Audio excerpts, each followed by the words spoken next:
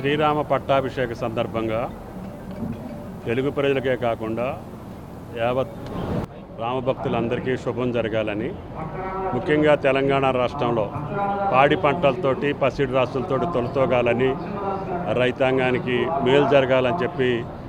ఆ దేవదేవుణ్ణి శ్రీరామచంద్ర మహాప్రభుని కోరుకుంటూ ఈనాడు గౌరవ ముఖ్యమంత్రి రేవంత్ రెడ్డి గారి ఆధ్వర్యంలో రామభక్తుల యొక్క చిరకాల వాంఛ భద్రాచల క్షేత్ర అభివృద్ధి, ఆ అభివృద్ధికి సంబంధించి గతంలో కొన్ని కార్యక్రమాలు జరిగినా పూర్తి స్థాయిలో దేవాలయ అభివృద్ధితోటి పాటు గోదావరి నదీ పారివాహక ప్రాంతం, అదేవిధంగా పుష్కర ఘాట్లతోటి సహా రహదారుల విస్తరణతోటి పాటు భద్రాచల సంపూర్ణ అభివృద్ధికి ఈనాటి ముఖ్యమంత్రి రేవంత్ రెడ్డి గారు 351 కోట్లు ఒకేసారి శాంక్షన్ చేసి పనులకి భూమి పూజ చేసినటువంటి సందర్భంగా అందరి తరపున, రామభక్తుల తరపున, తెలుగు ప్రజల తరపున దక్షిణ అయోధ్యగా పేరుగాంచినటువంటి భద్రాద్రి క్షేత్ర అభివృద్ధికి చర్యలు తీసుకున్నటువంటి